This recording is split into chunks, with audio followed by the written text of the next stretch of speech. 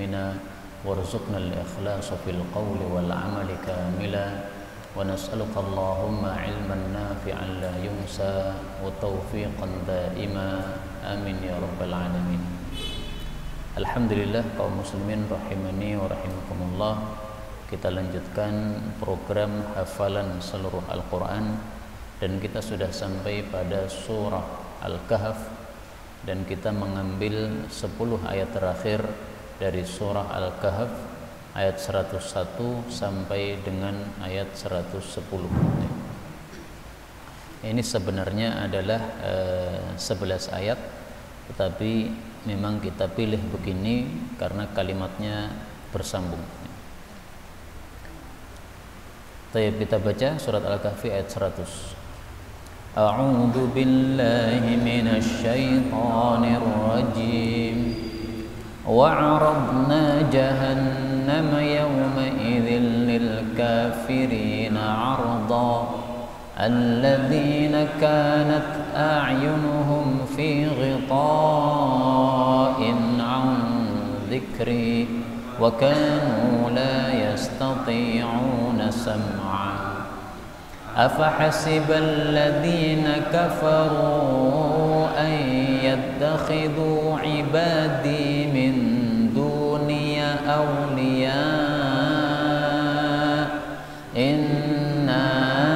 أعتدنا جهنم للكافرين نزلا قل هل ننبئكم بالأخسرين أعمالا الذين ضل سعيهم في الحياة الدنيا وهم يحسبون أنهم يحسنون صنعا أولئك الذين كفروا بآيات ربهم ولقائه فحبطت أعمالهم فلا نقيم لهم يوم القيامة وزنا ذلك جزاؤهم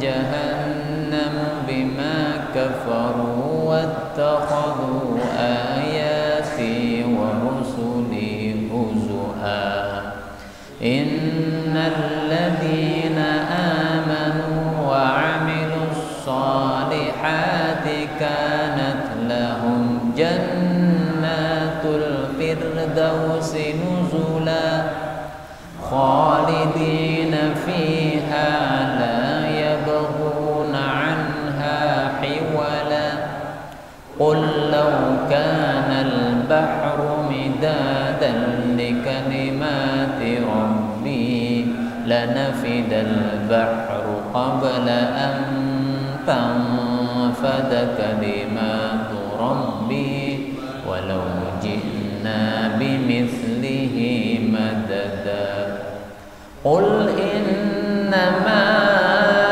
أنا بشر مثلكم يوحى إلي أنما إلهكم إله واحد فمن كان يرجو لقاء ربه فليعمل عملا صالحا ولا يشرك بعبادة ربه أحدا.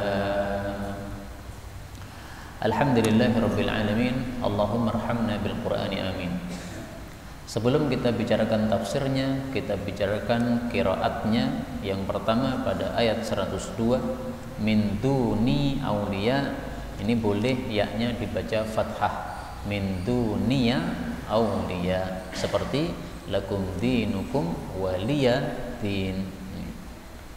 Maka waliyadin boleh juga dibaca walidin. Kemudian 104 yahsabun boleh dibaca sinnya dengan kasrah, yahsibun. Artinya sama, tidak berubah karena ini hanya logat bahasa Arab. Ayat 106 huzwa boleh diganti dengan hamzah, huzua, sebagaimana kufuan ahad kufuwan ahad, dua-duanya benar. Huzuan, huzuan sama ya. Kemudian ayat 109 qabla an tanfada, boleh juga qabla ayyam fada dengan diganti huruf ya. Karena kalimat ini adalah isim yang muannats, tetapi muannasnya tidak hakiki. Nah, sehingga fi'ilnya boleh muannas pakai ta tangfada, boleh juga mudzakkar pakai ya yang fada. Ini dari sisi ilmu bahasa Arab.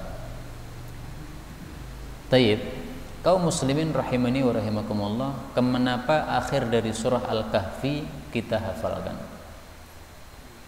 Dalam satu hadis yang diriwayatkan oleh Al-Imam Muslim, diriwayatkan bahwasanya Rasulullah sallallahu alaihi wasallam bersabda, barang siapa yang hafal 10 ayat min akhiril kahfi, dari terakhirnya surat Al-Kahfi, maka dia akan dijaga dari fitnah Dajjal. Hadis ini diriwayatkan oleh Imam Muslim, tetapi hadis ini derajatnya adalah dhaif. Dari mana taunya bahwasanya hadis ini dhaif? Begini, Imam Muslim menulis kitab Sahih Muslim itu dengan menampilkan hadis-hadis yang sahih, tetapi apabila ada hadis yang dhaif, maka beliau tampilkan juga setelah hadis-hadis yang sahih yang di atasnya. Nah, kalau kita lihat dalam bab ini, bab fadilah surat Al-Kahfi, ini Imam Muslim pada bagian atas beliau menampilkan hadis yang kemarin kita baca, fadilah menghafal 10 ayat awal Al-Kahfi. Tapi setelah itu beliau menampilkan di sini riwayat yang berikutnya. Qala Syu'bah, Imam Syu'bah meriwayatkan hadis tersebut dengan lafal min akhiril kahfi, 10 akhir dari Al-Kahfi. Wa qala Hammamun, sementara Imam Hammam meriwayatkan min awwalil kahfi, 10 awal Al-Kahfi. Jadi ada dua riwayat. Nah, dua riwayat ini yang benar yang mana? Yang benar adalah riwayat yang sebelumnya, yaitu yang awal Al-Kahfi. Maka di sini beliau mengatakan kama qala Hisham, sebagaimana diriwayatkan oleh Hisham, yaitu awal Al-Kahfi. Maka untuk awal Al-Kahfi ada dua rawi yang meriwayatkan, Hammam sama Hisham. Dua-duanya rawi yang thiqah, yang terpercaya. Yang meriwayatkan akhir Al-Kahfi adalah seorang rawi, Imam Syu'bah. Imam Syu'bah ini juga seorang rawi yang thiqah. Jadi sama-sama thiqah, tetapi riwayatnya berbeda. Nah, ketika sama-sama thiqah, riwayatnya berbeda, ini para ulama kemudian berselisih pendapat. Ada yang mengatakan karena rawinya sama-sama thiqah, maka semuanya diterima. Berarti Nabi pernah menyampaikan 10 awal Al-Kahfi dihafalkan, Nabi juga pernah menyampaikan 10 akhir Al-Kahfi dihafalkan. Maka dua-duanya dihafalkan. Tapi menurut rata-rata guru kami atau Syekh Albani misalnya, beliau berpendapat bahwasanya yang dimenangkan adalah riwayat yang lebih sahih. Di sini ada dua orang meriwayatkan awal Al-Kahfi, ada satu orang meriwayatkan akhir Al-Kahfi. Berarti yang lebih kuat yang dua rawi. Nah, sehingga yang dihafalkan adalah 10 awal Al-Kahfi saja. 10 akhir tidak, karena riwayatnya dhaif. Dhaifnya kenapa? Padahal perawinya adalah seorang rawi yang thiqah, karena menyelisih yang lebih sahih. Jadi sanad yang sahih menyelisih sanad yang lebih sahih. Ini yang dimenangkan adalah yang lebih sahih. Yang sahih tetapi derajatnya lebih rendah, ini disebut sebagai hadis yang syadz atau janggal, yang menyelisih yang lebih sahih. Nah, karena itu saya dalam hal ini kita pakai pendapat yang adil sajalah. Oke, kita memenangkan riwayat yang 10 awal Kahfi. Tapi daripada kita hanya hafal 10 awal, kan lebih baik kita hafal juga 10 akhir. Maka yang tetap jadi pedoman adalah 10 awal Kahfi. Tapi tidak ada masalah kita hafalkan juga 10 akhir Al-Kahfi. Barangkali benar pendapat mereka yang mengatakan hadisnya bisa diterima. 10 akhir Al-Kahfi sebenarnya dimulai dari alladzina kanat a'yunuhum, tetapi ayat ini menjelaskan ayat sebelumnya. Karena itu lebih bagus kalau kita baca ayat sebelumnya juga. Wa aradna, dan kami hadapkan jahannama, neraka jahannam, yauma idzin, pada hari itu, lil kafirina, kepada orang-orang kafir, arda, dengan sebenar-benar penghadapan. Yang dimaksud menghadapkan ini adalah memperlihatkan. Kapan neraka diperlihatkan kepada orang-orang kafir? Pada waktu mereka sebelum masuk neraka tersebut. Jadi pada waktu di padang mahsyar sudah ditampakkan kepada mereka neraka. Apa fungsinya ditampakkan neraka kepada mereka? Untuk menakut-nakutkan, dan ini bentuk siksa.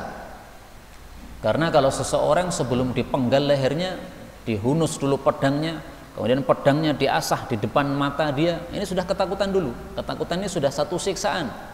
Nah, demikian juga orang-orang kafir, disiksa dulu oleh Allah batinnya, mentalnya disiksa dulu oleh Allah Subhanahu wa taala, sudah ketakutan.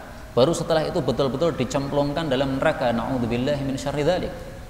Maka yang dimaksud dihadapkan ini adalah ditampakkan, dan itu terjadinya adalah yauma idzin, pada hari itu, maksudnya pada hari di akhirat nanti. Sehingga orang kafir ini mengalami 2 kali diperlihatkan neraka. Pertama ketika masih di dunia, yaitu pada alam kubur. Di dalam alam kubur mereka ditampilkan, ini neraka yang besok kamu masuk. Ketakutan dalam alam kubur. Karena itu alam kubur ini ada kenikmatan bagi orang-orang beriman, ada kesengsaraan bagi orang-orang kafir. Mereka merasa tersiksa terus karena melihat calon siksaannya nanti ketika sudah terjadi hari kiamat. Hal itu disebutkan oleh Allah dalam Al-Quran. Allah Subhanahu wa ta'ala mengatakan pada surah Al-Mu'min atau surah Ghafir, yaitu surah 46, An-naru yu'raduna 'alaiha ghuduwwan wa 'ashiyya. Neraka itu mereka dihadapkan kepadanya pagi dan sore. Wa yauma taqumus saa'ah, dan nanti pada hari terjadi kiamat, adkhilu ala fir'auna asyaddal 'adzab. Dikatakan, masukkanlah keluarga Fir'aun pada siksaan yang paling dahsyat. Nah, ini yu'raduna 'alaiha, ditampilkan neraka kepada mereka, itu ghuduwan wa 'ashiyya, pagi dan sore hari. Ini maksudnya ketika di dalam kuburan atau di alam barzakh. Nah, maka yu'radun yang di sini ditampakkan berbeda dengan aradna yang kami tampakkan. Karena yang aradna ini nanti di akhirat, yang yu'radun itu ketika masih di kuburan. Jahannam disebut jahannam karena sangat dalam, sebagaimana sabda Nabi sallallahu alaihi wasallam, kata kuncinya khalifatin. Beliau mengatakan ini bukti dalamnya neraka jahannam. Lau anna hajaran, kalau ada satu batu, mithla sab'i khalifat, yang besarnya seperti 7 onta bunting. Onta bunting 7 dikumpulkan. Besarnya berapa? Besar sekali. Nah, kalau ada batu sebesar itu, ulqiya an syafiri jahannam, dilempar dari tepi neraka jahannam. Hawa fiha sab'ina kharifan, dia akan masuk ke dalam neraka jahanam 70 tahun lamanya, la yablughu qa'raha, belum sampai ke dasarnya juga. Hadis riwayat Hannab sahih. Kemudian Allah menjelaskan siapa al-kafirin, siapa orang-orang kafir. Allah mengatakan, orang-orang kafir adalah alladzina, orang-orang yang kanat adalah a'yunuhum, mata-mata mereka, fi ghita'in, dalam tutup, an dzikri, dari peringatanku. Wa kanu, dan adalah mereka, la yastati'una, tidak mampu, sam'a, mendengarkan. Yang dimaksud a'yunuhum fi ghita', mata mereka tertutup, maksudnya mereka tidak bisa melihat dengan penglihatan yang bermanfaat. Jadi mereka tidak mampu untuk mengambil manfaat dari Al-Quran. Mereka mendengar ayat-ayat Quran, gak bisa mengambil manfaatnya. Mereka melihat ayat-ayat Al-Quran dalam tulisan, tapi tidak bisa mengambil manfaatnya. Kalau orang beriman, mengambil manfaatnya, dibaca, dijelaskan, berguna untuk menambah keyakinan, keimanan, menambah pengetahuan tentang Allah Subhanahu wa ta'ala. Maka yang dimaksud dzikri, peringatanku, ini maksudnya adalah Al-Quran. Karena Al-Quran diturunkan oleh Allah sebagai peringatan untuk para manusia. Jadi Al-Quran nama lainnya adalah dzikr. Dzikr itu apa? peringatan. Sebagaimana disebutkan oleh Allah pada ayat yang lain, inna nahnu nazzalna dzikra wa inna lahu lahafizun. Surah Al-Hijr ayat 9. Sesungguhnya kami menurunkan adz-dzikr, peringatan. Apa yang dimaksud? Al-Quran. Wa inna lahu lahafizun. Sungguh kami pasti akan menjaga Al-Quran. Tidak bakal ada perubahan, tidak bakal ada pengubahan terhadap Al-Quran ini. Nah, ini adalah jaminan dari Allah kepada Al-Quran. Yang dimaksud la yastati'una sam'a, tidak mampu mendengar, maksudnya tidak mampu mendengar ayat-ayat Quran yang dibacakan oleh Nabi Muhammad sallallahu alaihi wasallam dengan pendengaran yang memberikan manfaat. Kalau mendengar saja, mendengar doang bisa, karena mereka tidak tuli. Itulah yang dimaksud oleh Allah, summum bukmun umyun. Mereka tuli, mereka bisu, mereka buta. Itu maksudnya adalah tidak bisa ngambil manfaat. Melihatnya melihat, tapi nggak bisa ngambil manfaat. Mendengarnya mendengar, tapi nggak bisa ngambil manfaat. Nah, kalau orang beriman mendengar ayat-ayat Quran bisa mengambil manfaat, minimal untuk ketenangan dalam hati. Apalagi kalau paham isinya, nah, lebih bagus lagi sehingga bisa mengambil manfaatnya.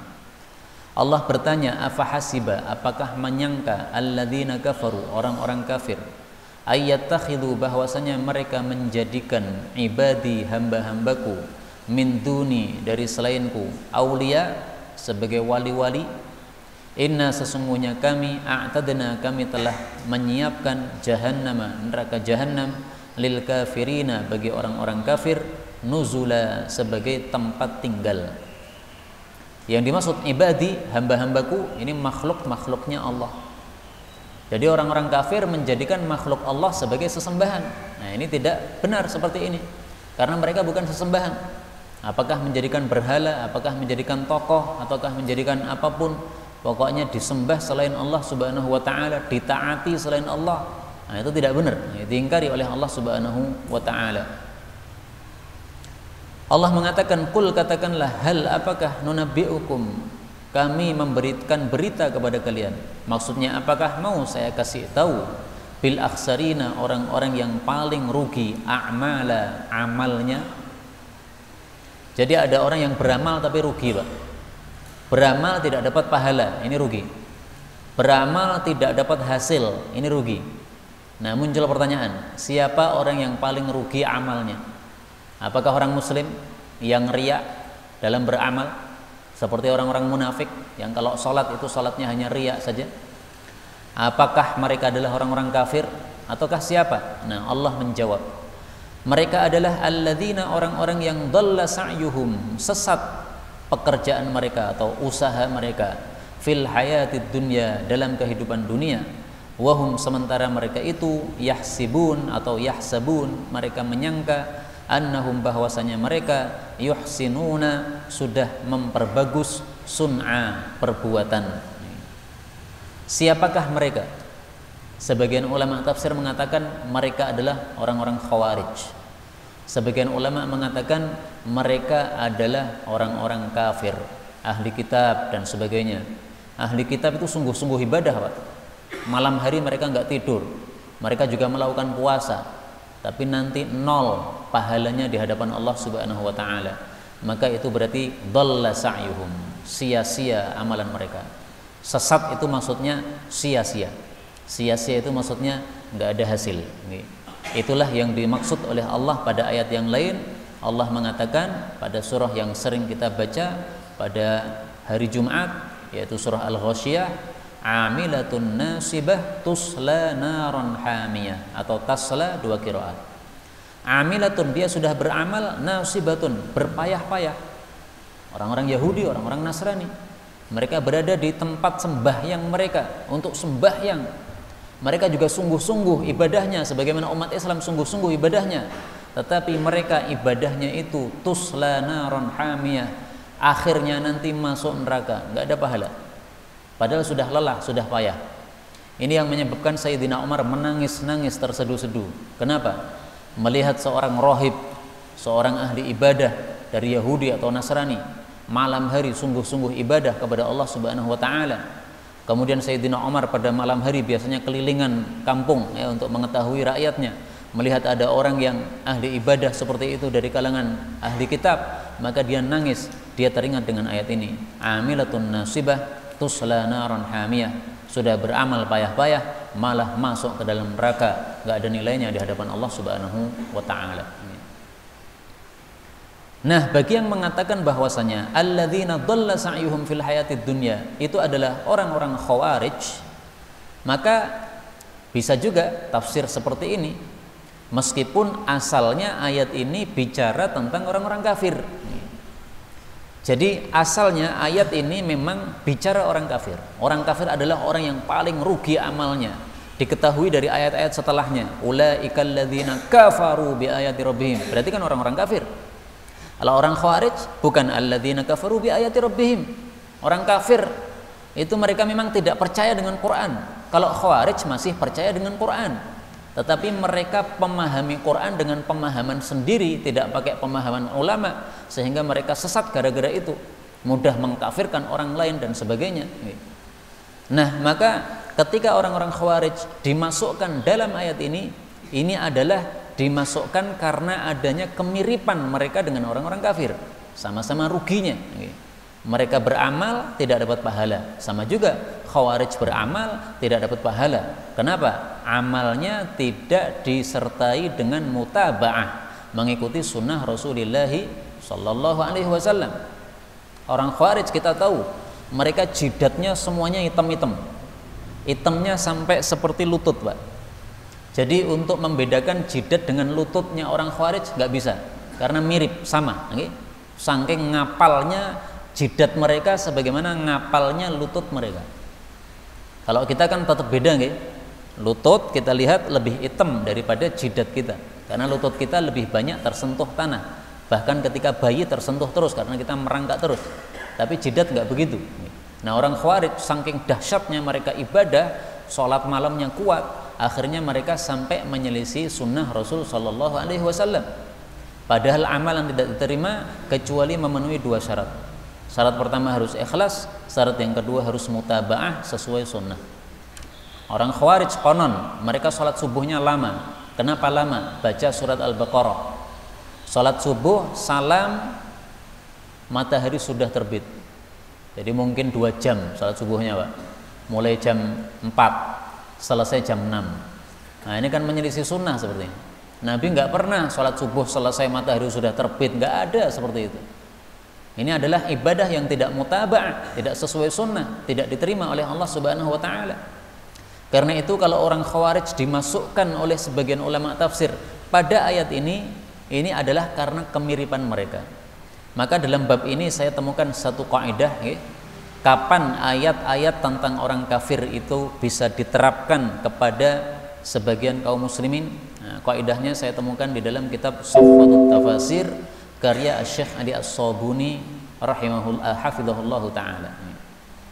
Tulis, wa kullu ayatin waradat fil kuffari, setiap ayat yang bicara tentang orang-orang kafir, tajurru bidzailiha ala usatil mu'minin, itu juga menyeret terhadap orang-orang mukmin yang berdurhaka kepada Allah, yang durhakanya serupa dengan si kafir tersebut. Nah, maka kembali ke ayat tadi, ini memang orang-orang kafir, alladzina dhalla sa'yuhum fil hayatid dunya, dengan bukti Allah mengatakan ulaikal ladzina kafaru, mereka adalah orang-orang yang kafir, bi ayati rabbihim, dengan ayat-ayat Rabb mereka yaitu Al-Qur'an, wa liqaihi, dan dengan berjumpaan dengan Allah, fahabitat, maka gugurlah, a'maluhum, amalan-amalan mereka, fala nuqimu lahum, maka kami tidak menegakkan untuk mereka yaumal qiyamati, pada hari kiamat, waznan, akan timbangan. Nah, maka ini jelas ini adalah orang-orang kafir. Tapi orang khawarij dimasukkan di sini karena menyerupai mereka dalam bab ini. Yang dimaksud fahabitat a'maluhum, amalan mereka gugur, itu maksudnya gugur pahalanya. Kalau amalannya ya tidak gugur, amalannya sudah dilakukan, tapi pahalanya gugur, nggak ada nilainya di hadapan Allah Subhanahu wa taala. Yang dimaksud fala nuqimu lahum yaumal qiyamati wazna, maksudnya mereka tidak perlu ditimbang. Kalau orang-orang muslim masih ditimbang, apakah amalnya lebih banyak baiknya atau amalnya lebih banyak buruknya. Kalau baiknya lebih banyak, buruknya dimaafkan oleh Allah, masuk surga. Kalau buruknya lebih banyak, baiknya lebih sedikit dan belum diampuni oleh Allah, masuk neraka. Kalau imbang baik sama buruknya sehingga berhak masuk neraka juga berhak masuk surga, maka kalau belum diampuni oleh Allah, mampir dulu di A'raf, menjadi ashabul A'raf, yang meskipun akhirnya nanti akan masuk jannah juga. Adapun orang-orang kafir nggak perlu ditimbang. Kenapa? Udah jelas, kamu harus nyemplung neraka. Fala nuqimu lahum yaumal qiyamati wazna. Nggak perlu ditimbang. Nah, mudah-mudahan kita semuanya nanti amalannya ditimbang oleh Allah, lebih banyak kebaikannya dari keburukannya. Amin ya rabbal alamin. Allah mengatakan, "Faman thaqulat mawazinuhu faulaika humul muflihun." Barang siapa yang berat timbangan-timbangannya, maksudnya timbangan amal baiknya, maka mereka adalah orang-orang yang beruntung. Surah Al-A'raf ayat 8. Fa amma man thaqulat mawazinuhu, siapa yang berat timbangannya, fahuwa fi 'ishatir radiyah, dia berada dalam kehidupan yang memuaskan. Surah Al-Qariyah ayat 6 dan 7. Kaum muslimin rahimani wa rahimakumullah, yang ditimbang pada hari kiamat apa? Yang ditimbang pada hari kiamat ada 3. Pertama, orangnya yang beramal, masing-masing kita akan ditimbang. Dan di sini tidak berfungsi tubuh yang gemuk atau tubuh yang kurus.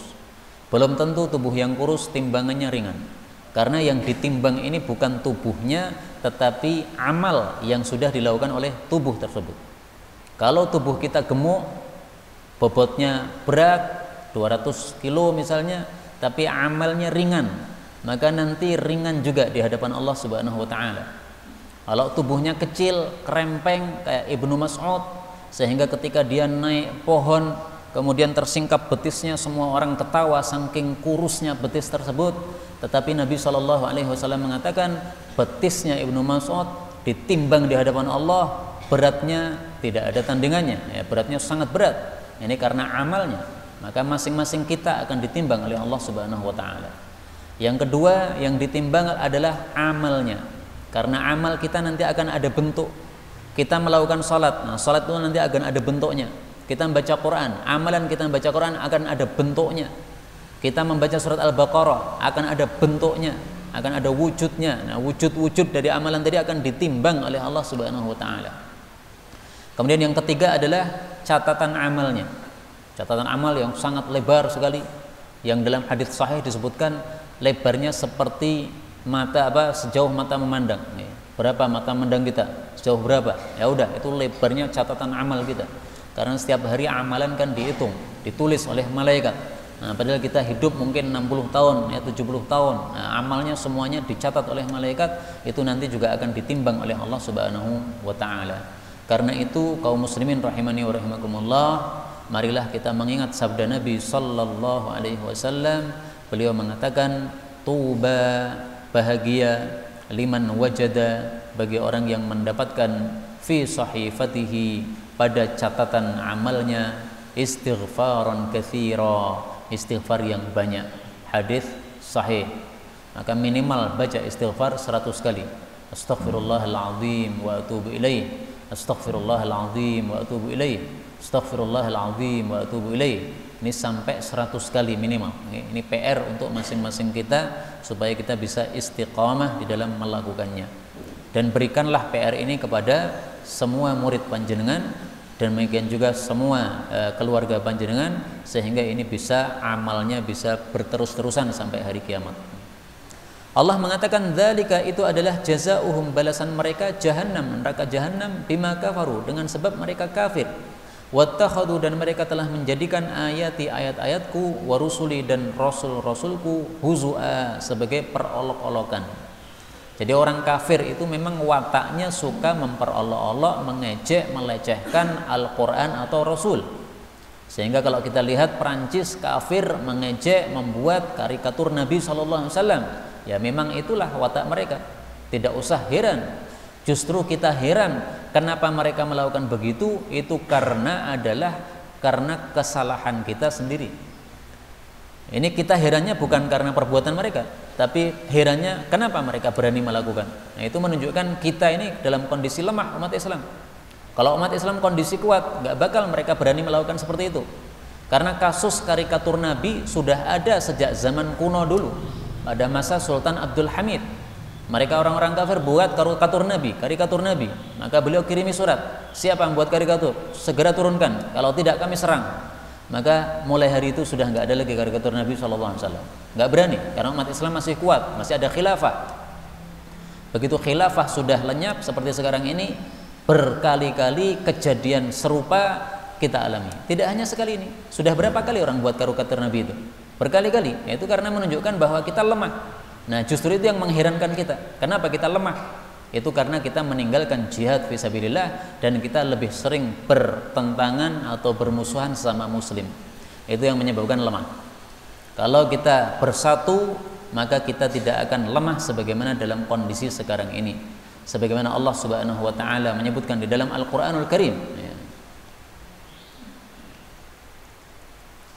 wala tanaza'u fatafshalu wa tadhhaba rihukum, surah Al-Anfal ayat 46. Jangan berselisih pendapat sendiri antar kaum muslimin, akan menjadi lemah dan kekuatan kalian akan hilang. Jadi kekuatan umat Islamnya akan muncul kalau mereka tidak mudah-mudah berselisih. Berselisih pendapat boleh, tapi tidak kemudian saling memusuhi. Silahkan berdiri sendiri-sendiri, masing-masing meyakini yang diyakini benar, tapi tidak kemudian bertempur antara kaum muslimin, tidak saling menuduh, tidak saling memusuhi, tidak saling menjauhi. Nah, itu yang menyebabkan umat Islam jadi lemah. Kemudian Allah mengatakan, innal ladzina amanu wa 'amilus shalihat, sesungguhnya orang-orang beriman dan beramal saleh, kanat lahum jannatul firdaus, mereka mendapatkan jannah firdaus, nuzula, sebagai tempat tinggal. Setelah Allah bicara tentang Jahannam, Allah bicara tentang Jannah Firdaus. Ini namanya ayat-ayat mathani, yaitu ayat-ayat yang bicara keburukan lalu bicara kebaikan, bicara neraka, bicara jannah. Fungsinya supaya umat Islam memiliki dua sifat secara imbang. Sifat khauf, takut kepada Allah, sifat raja, berharap terhadap rahmat Allah Subhanahu wa taala. Raja dan khauf kepada Allah seperti dua sayap burung. Dan harus ada satu lagi sifat yang harus dimiliki oleh setiap muslim, yaitu mahabbah, cinta kepada Allah Subhanahu wa taala. Cinta kepada Allah itu seperti kepala burung. Burung ada kepala, ada dua sayap. Nggak ada kepala, nggak bisa hidup. Nggak ada dua sayap, nggak bisa terbang. Orang mukmin juga begitu. Harus punya mahabbah kepada Allah, cinta kepada Allah, itu sebagai fungsi sebagai kepalanya. Kemudian punya roja dan khauf kepada Allah sebagai fungsi sayapnya kalau bagi burung. Ini sangat penting. Allah mengatakan khalidina fiha, mereka kekal di dalam jannah. La yabghuna, mereka tidak mencari anha, dari jannah, hiwalan, perpindahan. Jadi karena sudah nyaman di jannah. Kalau kita di dunia seringkali kadang-kadang atau kadang-kadang bukan seringkali, di rumah kita sendiri merasa nggak nyaman, baik itu karena tetangga, baik itu karena kondisi rumahnya yang sudah rusak atau apalah. Tapi di jannah nggak ada orang yang pengen pindah karena sudah enak di dalam jannah. Allah mengatakan, qul, katakanlah, lau kanal bahru, seandainya laut itu midadan, berupa tinta. Tinta untuk apa? Li kalimati rabbi, untuk kalimat-kalimat Allah, maksudnya untuk menulis ilmunya Allah. Lanafidal bahru, sungguh habis laut tersebut, qabla, sebelum ayyang fada, habisnya kalimatu rabbi, kalimat-kalimat atau ilmu Allah. Walau ji'na, meskipun kami mendatangkan, bimithlihi, semisal laut tadi, madadan, tambahan. Maksudnya seandainya ditambah laut yang kedua, laut yang ketiga, laut yang keempat, laut yang ketujuh, untuk nulis ilmunya Allah, nggak bakal selesai. Ilmunya Allah tidak ada batasnya. Ayat ini ditafsirkan dengan ayat yang lain, surat Luqman ayat 27. Walau annama fil ardi min syajaratin aqlam, seandainya di bumi yang berupa pohon-pohon ini menjadi pena-pena. Wal bahru yamudduhu min ba'dihi sab'atu abhur, kemudian lautan yang ada ditambah 7 laut yang lainnya.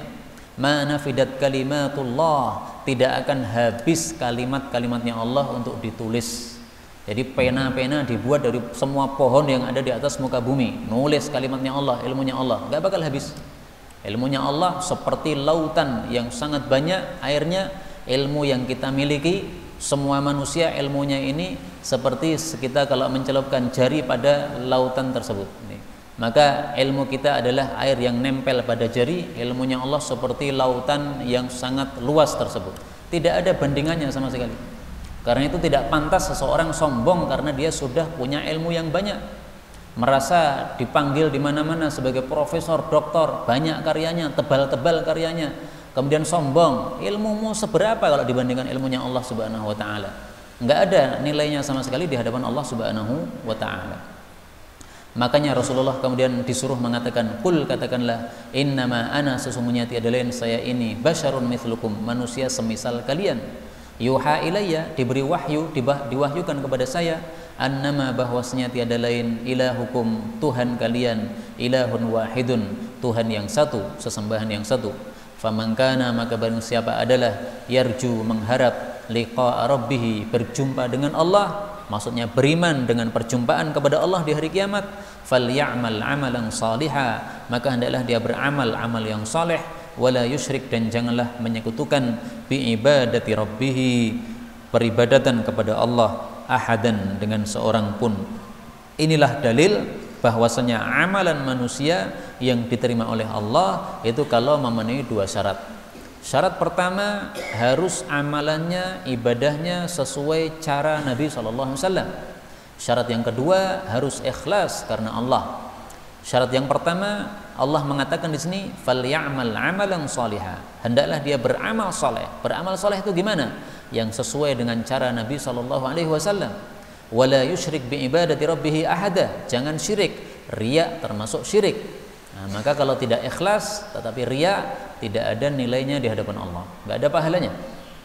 Orang sedekah berapa? 1 miliar, tapi riya, pengen dipuji oleh manusia sehingga dikenal. Nah, bapak ini dulu ketika ada pembangunan masjid, pembangunan ma'had, dia yang sedekah 1 miliar. Nah, dia pengen mendengar seperti itu, nggak ada nilainya di hadapan Allah Subhanahu wa taala.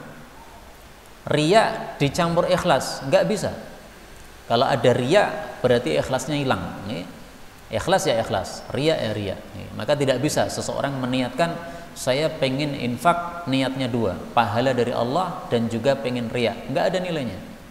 Seseorang dikirim oleh para sahabat kepada Nabi SAW, suruh bertanya, "Ya Rasulullah, ada seseorang ingin perang, niatnya apa?